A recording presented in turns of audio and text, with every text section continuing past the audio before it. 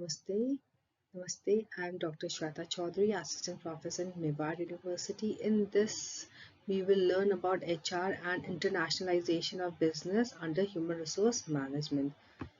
It even align HR practices with international business need as you know, HR ensures that policy, recruitment strategy, employees development program and compensation structure align with companies global business strategy, meeting the diverse needs of both employees and the organization, and even facilitate efficient management of international talent, as HR helps in recruiting, training, managing a global workforce by implementing practices that attracts, retain, develop top talent from different countries. Now in this next slide we will discuss the global difference and similarities in HR practices. So first of all we will discuss the cultural difference. So first of all is communication style. Some have direct communication, some countries have indirect communication. So yeah, like in some cultures like USA, communication needs to be more direct, assertive. In contrast, cultures like Japan prioritize indirect communication to maintain harmony and respect. And some workplace have hierarchy also. So in Nordic countries like Denmark or Sweden, work environment are often egalitarian with minimum power distance and promoting collaboration and open communication, whereas in contrast countries like Japan, India have more hierarchical structures where respect for authorities and even your sincerity is emphasized. Employee engagement. So in this basically we can say that collective or individualistic approach, like countries such as USA and UK typically have individualistic culture where personal achieve is valued and employee are motivated by personal career growth. On the other hand, in collectivist culture like China, Brazil, teamwork and group success are prioritized over individual achievement. There we have this some legal and ethical standards. Like first of all we will discuss about labor law. Labor law vary across countries regarding working hours, employee rights, health benefits. Union, for example, EU mandates strict employee protection law, while in USA labor law are more flexible and employer driven. And the second, we can say that compensation and benefit structure, because compensation system may vary, such as performance based system in USA versus standardized based system in many European countries. There are some similarities also, like core HR function. Regardless of any location, core HR functions like recruitment, training, performance management,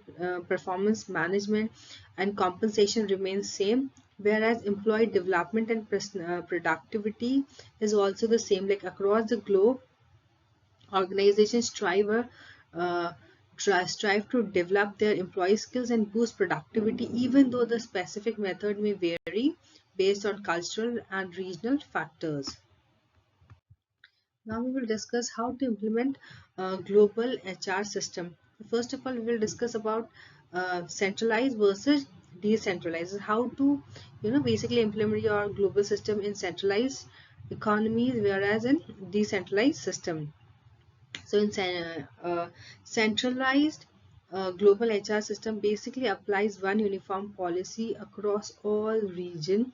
This approach ensures consistency and help maintain a single global standard for all operation. However, it can be challenging to implement in countries with diverse culture and legal requirements.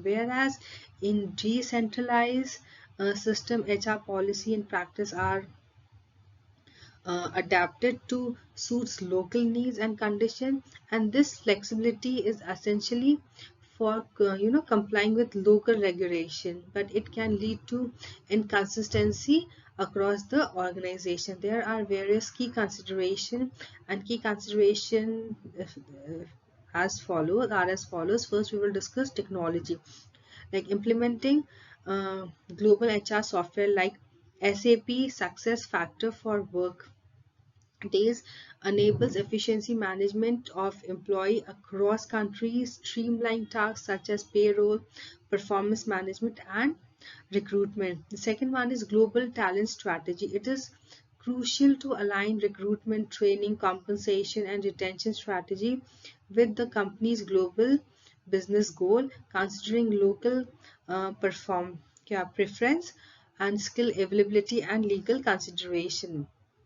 Then the third one is global compliance. HR must ensure that the policies, practices, and even contracts comply with labor law, tax regulation, and employee rights on all the countries where organization operates.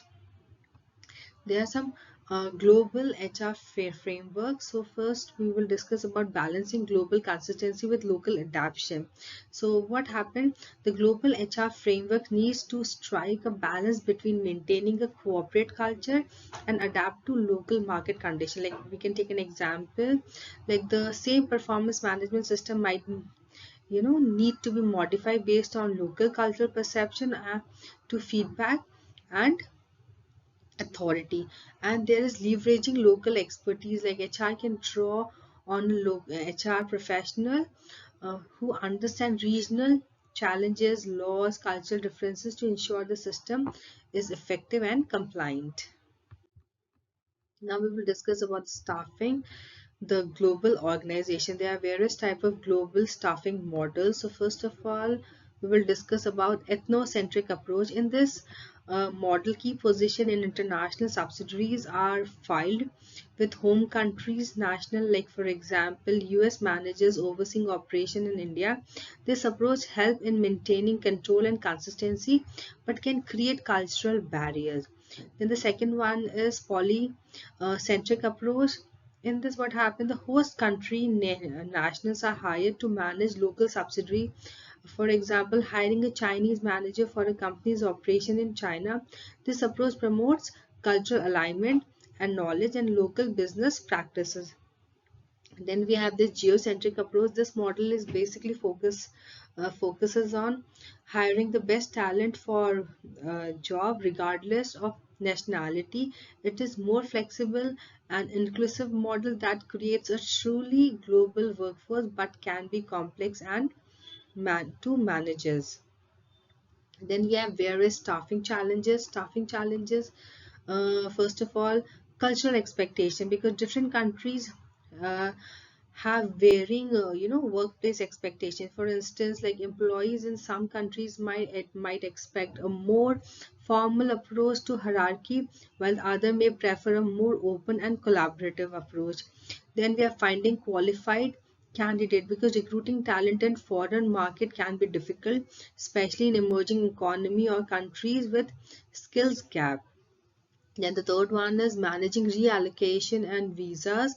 This is a big problem because reallocation process can be costly and complex, particularly regarding the work visa and immigration rule. There are various key strategy.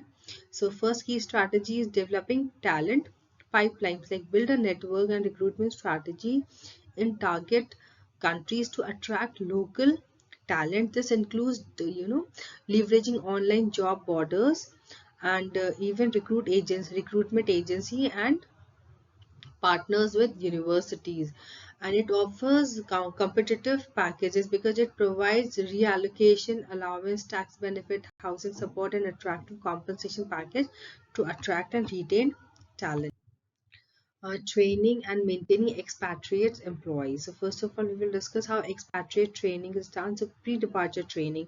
An expatriate needs cultural awareness, training, language lessons, and an understanding of local laws and business ethics before moving. This help them adjust and success in their new role. Then ongoing supports, regular checks in, mentorship and coaching program ensure expatriates remain effective in their roles and can manage any challenges that arise during the assignment. And family supports, it offers support for expatriates as family. For example, assistance with housing, schooling, and settling in is a critical for ensuring both personal as well as professional success. Then challenges for expatriates.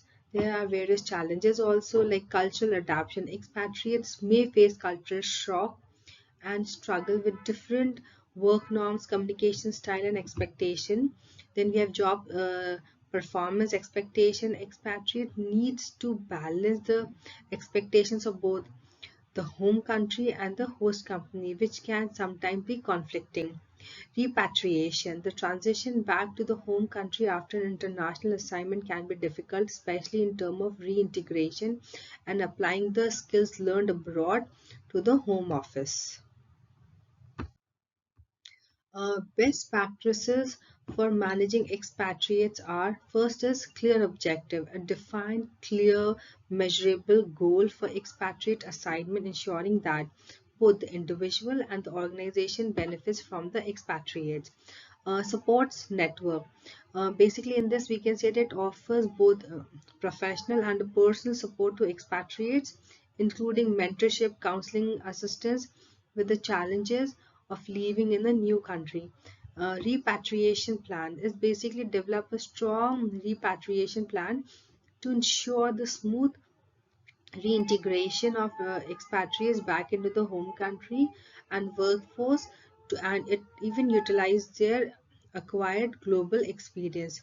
Cultural sensitivity, because continuously offers cultural training to help expatriates adapt to local custom and business practices, ensures long-term success in their assignments.